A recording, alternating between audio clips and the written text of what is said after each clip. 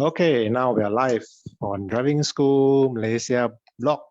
So today I'm going to have a conversation with my father again, Cikgu Yap. So the topic for today is how to get a driving license in Malaysia. I think it's going to be a very interesting discussion. Okay, Cikgu Yap, can you enlighten us what are the process to get a driving license now in Malaysia? Yeah. Okay, welcome to all the listeners. I'm Cikgu Yap, and today I'm going to speak upon a topic that is called the procedure of getting a driving license in Malaysia. Okay, now as you all know, driving licenses are very important. It is important because I think everybody needs it in order to drive. Otherwise, we will be troubled by the police authorities and the road transport authorities as well. Now, when you want a license to drive, there are certain steps that you must follow. First of all, you have to be of a certain age. For cars, we are talking about cars. The age is 17 years old.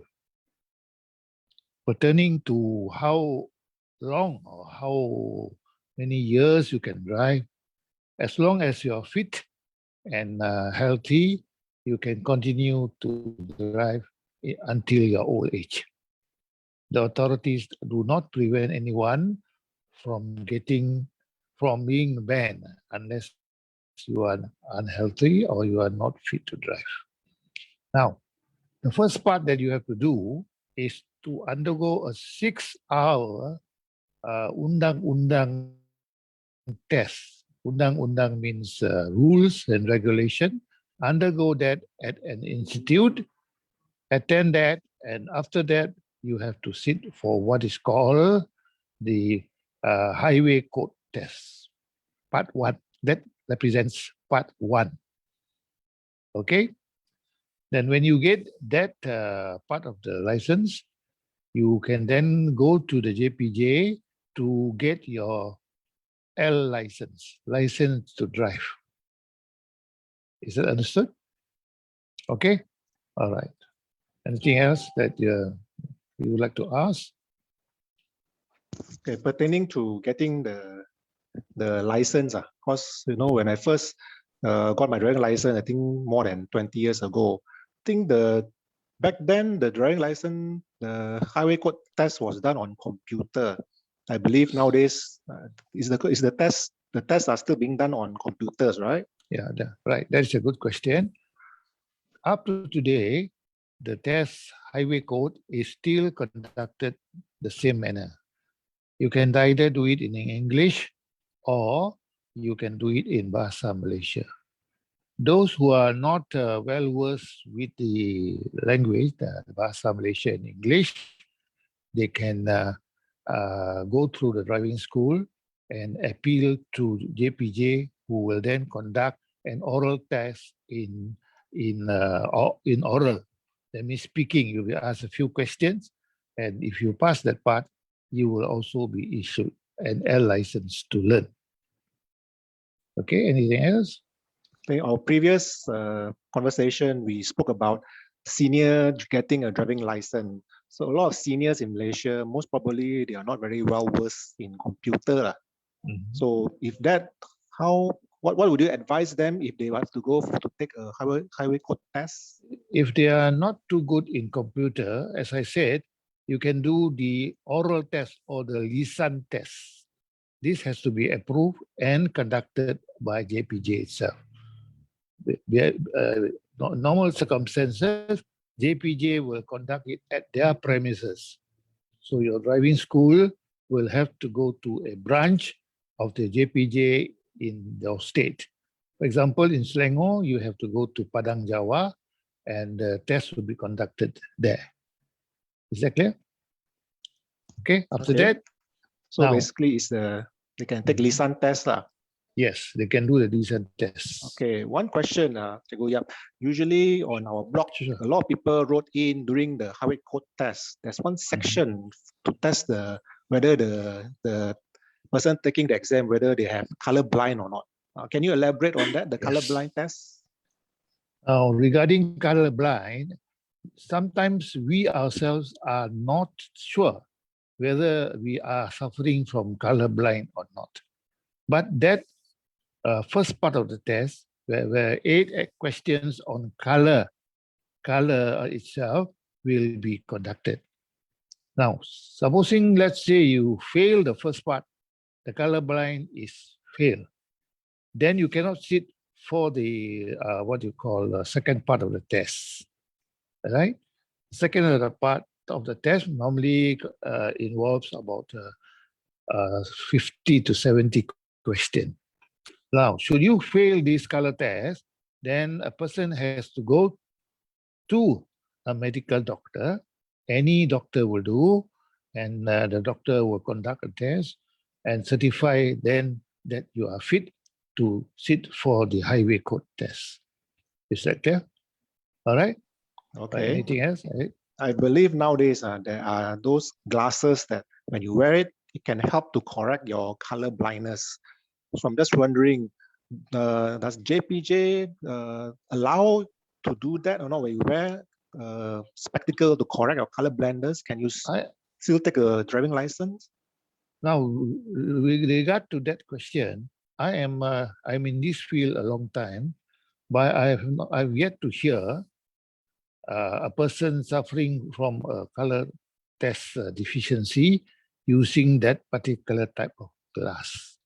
So that's a good question. I will also go back to my institute after the lockdown and ask senior officers in my institute who are formerly ex-JPJ officials about this problem. All right, give me some time and I will come back to you at a later stage. Okay. One more question, Jiguyap. In regards to the Malaysian driving license, for someone who's already set for the highway code test, got their license, they got their PDL, learner's PDL, yes, PDL. learner's license, yes. And then can they use the PDL to drive in other countries? As far as I know, the PDL is for local consumption. That means it is advisable only to use in Malaysia. I do not know whether other countries itself will accept, but in my opinion, the answer is no. The PDL cannot be used in other countries. So, which means if a new driver just got the PDL and they want to go overseas to study, they can't drive to use their PDL license. Yes, correct. That's correct. I see. Okay, it's a good, interesting thing to know. Anything you want to add, Jiguyap? Now we briefly will go to the parts that you have to go through after the PDL section. Now the driving school itself, orally, I mean the practical learning itself involves two parts. Part one is the parking and the maneuvers to be done in the institute itself. Briefly, they are going up the slope, number one. Number two, you go through what is called the side parking, all right, parallel parking. The third one is called three-point turn. Then the next one is the S maneuver, and the last one will be what is called the Z.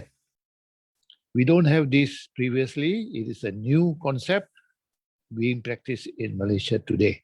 Besides that, one has also to do what is called RPK. RPK means routine pemeriksaan kereta, basic knowledge of a vehicle. Your instructor will be teaching you the basic things you need to know about the car itself. And the next one, before you go off to the main road, you have to do what is known as the RSM, routine sebelum memandu, things that you observe before you go onto the main road. All right. Now, talking about the RPK, what they call the first part, which is the part one, which is done in the institute, you cannot come outside. According to JPG rules, one has to learn this part of the test, which is about 5.5 hours in the institute itself. When you have completed that, then you will move into the second part, which is called the part 2, which is the road itself, where you learn how to drive on the road. You will learn the routes to be taken during the test by the JPJ. You will learn how to control your car at traffic lights, double line, roundabout, and so on. So there you are. The 3 parts of the test towards the test is theory, part 1, which is 5.5 hours. Part 2 is the road itself, which is 10 hours, making it a total of 15.5 to 16 hours before one goes to the practical test by JPJ. And also, may I tell you that before you are done, you are conducted a test by JPJ, you have to undergo an institute test by institute officials. This is called what you call pre-test, okay? QTI. QTI is internal test by an experienced official in the JPJ itself. And finally, before we end, can our license be used? Once, let's say you have got your CDL, competency to drive in Malaysia. You can drive alone. Nobody needs to sit beside you, but you have to be very careful, drive carefully, have a good record in driving. Then, can the license be used in other countries? In other Asian countries like Thailand, Singapore, and so on, and Indonesia, well and good, we can use our CDL there. No, no prohibition there. But when you go to other countries, for example, let's say Qatar. For example, my daughter was in Qatar a few years ago, and she was working down there. Since she was staying there and wanted to drive on a daily basis, she had no choice but to undergo a short test conducted by the Qatar authorities. And I understand Japan is also very serious. Japan demands high standard of driving by our drivers. They also conduct a certain test. But if you're going to be there only for a visit, a short visit on a tourist visit, then you can drive the car in that country. They will not penalize you. Is that clear? So much that is about our CDL and part 1 and part 2. Is that clear? Okay. Yes, Yap. Thank you very much for sharing your. May I add one more? One country that you cannot drive in, as far as I know, is Israel. Israel is one country we don't have diplomatic relations, I think, with Israel. So Israel, you cannot use. Neither can Israel license be used here also. Okay, that is our topic for today. Hope you have made some knowledge from what I have said today. Thank you. Okay. Yes, thank you. Thank you again, Cikgu Yap. So that's all for our discussion with Cikgu Yap from Driving School Malaysia Block. If you got some value out of this video, please like, share, and comment in the comment section below. And okay, so that's all for today. Maybe thank you. And yes, we do another session maybe in the next couple of days. Okay, Cikgu Yap, thank you. Okay, bye-bye. See you. Bye-bye. Okay.